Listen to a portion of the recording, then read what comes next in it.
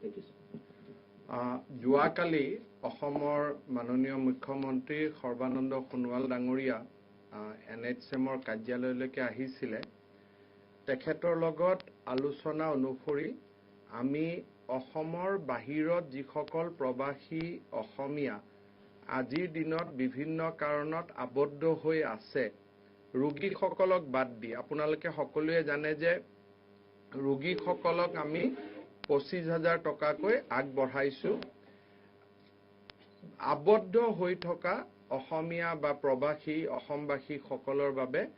মুখ্যমন্ত্ৰী ডাঙৰীয়াৰ লগত আলোচনা কৰি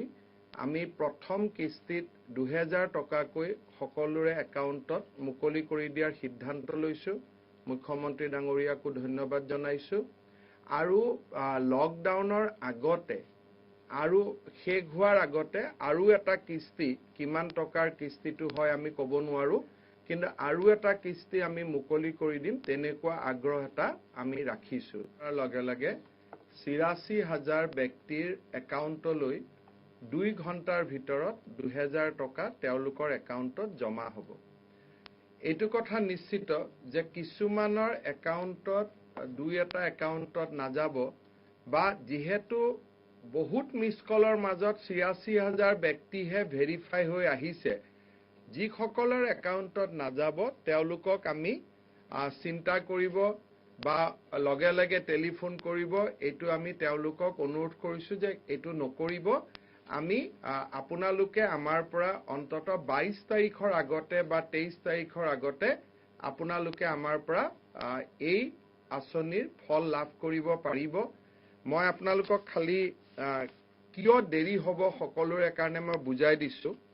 যে 9,29,568টা আমি মিছ কল পাইছিলো এই ব্যক্তিসকলক যেতিয়া আমি এজনে যেহেতু 267 লৈকেও কল কৰিছিলে যেতিয়া হেড কাউন্ট কৰিলো number wise telephone number wise আমি নাম পালো 4,29,851 এই নম্বৰখিনি আপোনালোকে চিন্তা কৰিব যে এই নম্বৰখিনি পোৱাৰ লগে লগে এই নম্বৰ কেইটালৈকে এটা ওয়েব লিংক ফৰ্ম এটা আমি পুশ কৰিলো যেতিয়া ওয়েব লিংক ফৰ্মটো তেওঁলোকে পালে বহুতে ফৰ্মখন ফিল আপ কৰিব পাৰিছে বহুতে পৰা নাই বা বহুতে কাৰোবাৰ পৰা শিকি কৰাৰ পথত আছে কিন্তু এতিয়ালৈকে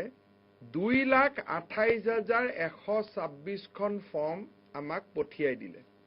2,28,126 এই ফৰ্মখিনি পোৱাৰ পিছত সকলোতে এজন এজনকৈ পঠাইছে এইটো আমাৰ ইয়াত যেটো পিৰামল ফাউণ্ডেশ্যন বা আমাৰ যেটো ষ্টেটত টিম আছে এওঁলোকে কষ্ট কৰি এইটো জিলা পৰ্যায়লৈকে কনভাৰ্ট কৰি দিলে জিলা পুলিচ ষ্টেচন এই পৰ্যায়ত কনভাৰ্ট কৰিলে কনভাৰ্ট কৰাৰ পিছত এইটো আমি ডিসি আৰু এসপি সকললৈকে পঠালো দুটা ভেৰিফাই কৰাৰ কাৰণে যে হসাকৈ তেওঁলোক অসমৰ বাহিৰত আছে নে নাই that is number 1 test number 2 test যে তেওঁলোক এনেকুৱা দুখত আছে নেকি যে যাক আমি পইচা পঠোৱাৰ প্ৰয়োজন কোনোবা হয়তো ব্যৱসায়ও বাহিৰত আছে তেওঁলোকক টকা নালাগে আহিব সুবিধা লাগে কিন্তু যাক বিত্তীয় সাহায্য লাগে তেওঁলোকৰ নাম আমি ভেৰিফাই কৰিলো ভেৰিফিকেশন প্ৰসেসটো চলি আছে মই আগতে কৈছো যে আমাৰ জিলা বিষয়াসকলে খুব কষ্ট কৰিছে ভেৰিফিকেশন কৰি এতিয়ালৈকে আমাক 1,02,457 খন ফৰ্ম আমাক উভতাই দিলে এতিয়া এই ফৰ্মখিনি পোৱাৰ পিছত এইবাৰ আমি চেক কৰিবলগীয়া হল যে একাউন্ট নম্বৰবোৰ ঠিকে আছে নে নাই নাম আৰু একাউন্ট নম্বৰ মিলিছে নে নাই নে কোনোবা ব্যক্তিয়ে মিস কল কৰিছে নিজৰ একাউন্ট নম্বৰটো দি কিন্তু নামটো বেলেগৰ ব্যৱহাৰ কৰিছে নাম আৰু একাউন্ট নম্বৰ আমি মিলালো তাৰ পিছত দ্বিতীয়তে আমি মিলালো যে একাউন্ট নম্বৰত কিবা ভুল আছে নেকি যাতে টকাটো গৈ ৰখি নাথাকে এই 1,02,000ৰ ভিতৰত এতিয়া আমি 99,758 খন একাউন্ট আমি যোগ্য বুলি বিবেচনা কৰিছো আজি এই মুহূৰ্তত আমি ৮৬,০০০ একাউণ্টলৈকে পুঁজি পঠিয়াম আৰু গধূলিৰ সময়লৈকে এই সংখ্যাটো বাঢ়ি বাঢ়ি গৈ থাকিব আৰু যি ধৰণে বাঢ়ি বাঢ়ি গৈ থাকিব আমি আপোনালোকক অৱগত কৰি কৰি গৈ থাকিম। দ্বিতীয়তে কল্যাণ চক্ৰৱৰ্তী ডাঙৰীয়া তেখেত অন্ধ্ৰ প্ৰদেশৰ হয়, গতিকে অসমীয়াটো ঠিক আমি যেনেকে ক'ব লাগে ডেফিনেটলি ক'ব নোৱাৰে। কৰবাত আপোনাকতো সিহঁত বুলি কৈছে, সিহঁতটো আপোনাক কৈছে, বাট দ্যাটছ আণ্ডাৰষ্টেণ্ডেবল। কিন্তু তেখেতে যিটো খুব এটা ইম্পৰ্টেণ্ট কথা কৈছে সেইটো হ'ল যে আমি আইডেণ্টিফাই কৰিলো যে আমাৰ মানুহসকল ক'ত আছে। যেনেকে এতিয়া আমি গম পালো যে উত্তৰ প্ৰদেশত আমাৰ ৩,৮০০ ব্যক্তি আছে, নাগালেণ্ডত আমাৰ ৩,১০৬ জন আছে, অন্ধ্ৰ প্ৰদেশত ২,৮৬৮ গৰাকী আছে। এই ধৰণে আমি যেতিয়া আহি দেখা পাওঁ, তেতিয়া অলপ আগতে আমি কোৱাৰ মতে আমি দেখিলো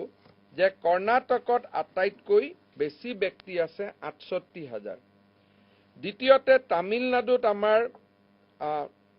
বেছি ব্যক্তি আছে ৩৬,০০০। যোৱাবাৰ মই কেৰালা বুলি কৈছিলো, এতিয়া এইটো পৰিৱেশটো সলনি হৈ গ'ল। তাৰপিছত আমাৰ কেৰালাত আছে ৩৪,০০০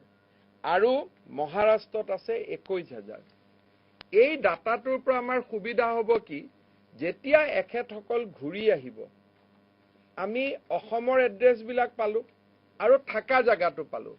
গতিকে থাকা জাগাৰ পৰা কি ট্ৰেইন চলে, Chennai express, Bangalore express, Trivandrum express, কোনদিনা আহিব, এই কথাখিনি আমি এতিয়া গম পাম। দ্বিতীয়তে এওঁলোক কোন ষ্টেচনত নামিব এতিয়া আমি সেইটো গম পাম। ঘৰৰ এড্ৰেছবিলাক হৈ গ'ল আৰু ডিচি সকল আৰু এছপি সকলে গম পালে যে তেওঁলোকৰ ঘৰ ক'ত। আপোনালোকে গোটেই সিস্টেমটো চাওক। ৰাজ্য গম পালো ক'ৰ পৰা আহিব, ৰাজ্য গম পোৱাৰ লগে লগে আমি অসমত গম পাম যে কোনখন প্লেনত আহিব, কোনখন ট্ৰেইনত আহিব। দ্বিতীয়তে গম পালো কোনটো জিলাত নামিব, কাৰণ ট্ৰেইনটোতো সকলোতে নৰখে, সব ষ্টেচনত নৰখে, ৰঙিয়াত ৰখিব, লখিমপুৰত ৰখিব। সেই ডাটা এনালাইটিক্সটো আমি পাই গলো। দ্বিতীয়তে আমাৰ ডিচি এছপি সকলক এতিয়া আমি নতুনকৈ ইনকুৱাৰী কৰিব ক'ব নালাগে, বোলে আপুনি চাওক অমুক কলিতা, ডিচি জনে লগে লগে ক'ব পাৰিব তেওঁৰ ঘৰ অমুকত। গতিকে হোম কোৱাৰেণ্টাইনে হওক, ফেচিলিটি কোৱাৰেণ্টাইনে হওক, কোভিডৰ দ্বিতীয় পৰ্যায়ত যুঁজাৰ বাবে বিত্তীয় আঁচনিৰ জৰিয়তে আমি তেওঁলোকক, এইসকল আবদ্ধ অসহায় পৰিয়ালক আমি কিছু সকাহ দিব পাৰিলো।